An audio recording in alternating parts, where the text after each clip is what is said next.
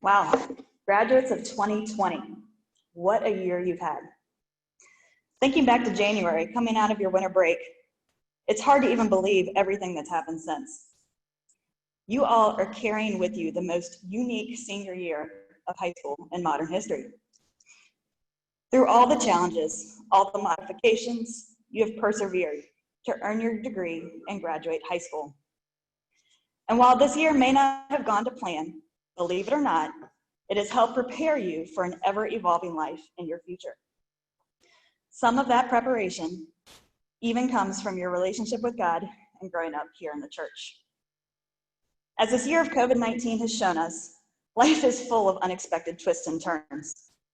Whether it be an unexpected change in a class or curriculum in college, or a surprise at work modifying your duties and expectations, life will never remain static.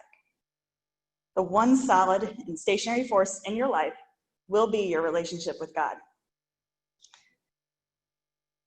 No matter what happens, God will always remain present in your life, a constant companion to have a conversation with and to lift a prayer to. Looking back on my history with youth and growing up in the church, I had no idea how much my faith would help me in life.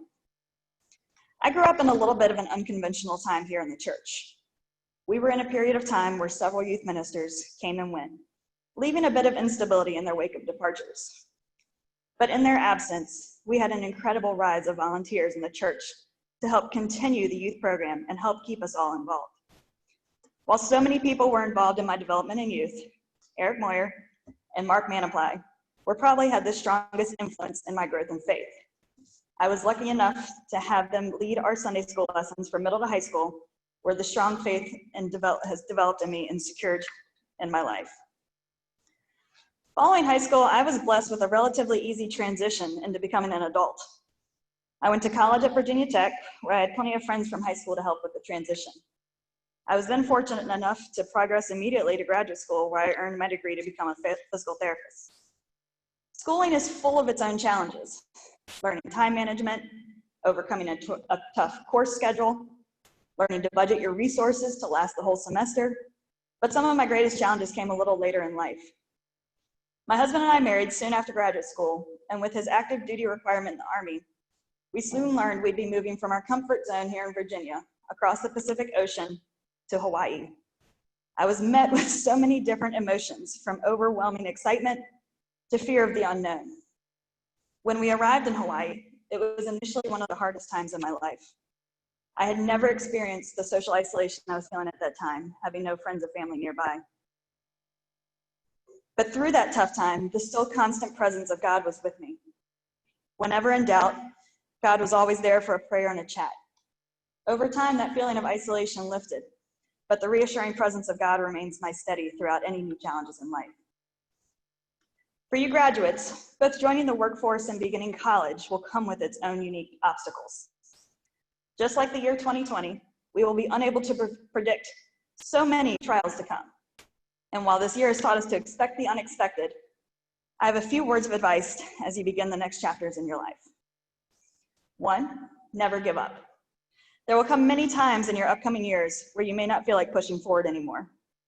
You may feel like all of your effort and work have not produced the outcome you planned. In the words of Dory, just keep swimming. Even if one door closes, keep going until you find that next door. Even if it doesn't make sense at the time, chances are, looking back, you'll realize many of these things have happened for a reason. Number 2, be true to yourself. Learning who you are as an adult can be hard. There will be so many new opportunities available to you, some good, some bad. As you grow and evolve in life, remember who you are at your foundation. Remember the lessons that God and the church have instilled in you. Stay true to who and what is inherently you. Be kind. This world is already so different than when I graduated high school 13 years ago. And believe me, those 13 years have flown. Computers and social media have created a world with sometimes false perceptions of reality and all too common themes of negativity. Be the light in the darkness. Be the one who makes the world a lighter, brighter place. Help remind people what it means to be a Christian. Chances are, You may not even know how much your kindness can help someone, but I guarantee those people will remember your kindness. Number 4, ask for help. This one can be hard for a young adult. There will be so many things that you will want to do on your own, and so many things you should learn to do on your own. But acknowledge the times you need a little help. Whether it be from your family or your church, there will always be someone ready to give you your aid. Participate. Over the next few years, there will be a world of new opportunities to explore. It can become easy to feel bogged down with the day-to-day of your new life, whether it be your work schedule or class schedule, and not feel like you have time for extra activities. Either way, explore those new opportunities.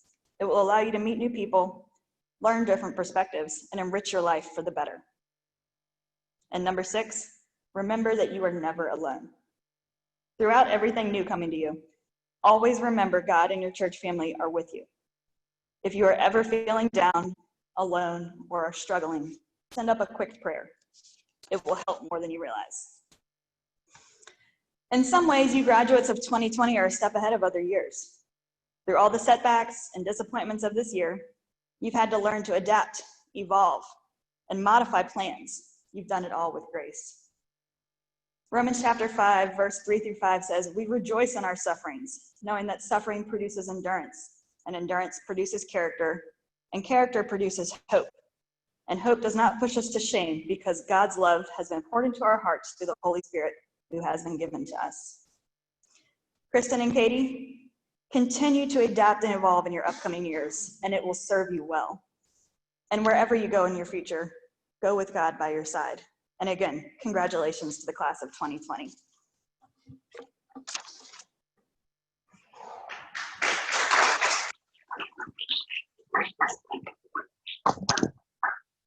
Thank you so much. That was awesome. I really appreciate you taking the time today to come and talk to our graduates this morning. Your message was perfect and definitely spot on.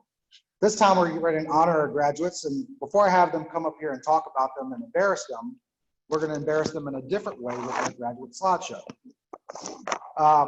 While this is getting queued up, I want to thank the parents so much for sending me the pictures, and then I had some of my own from their times here at the youth here at Glen Allen. I want to thank my wife, Julia, who put the slideshow together, so if there's anything wrong with it, you know who to blame, not me. And you'll first see an individual slideshow of Katie and then Kristen, and then you'll see a conglomeration of their activities here at youth. They always ask me why I take pictures at youth events, and well, now they're about to find out. So, and with that said, are we? Hey, DJ, can you make an announcement? We're going to go off soon while we're doing the slideshow. We'll be back on afterwards.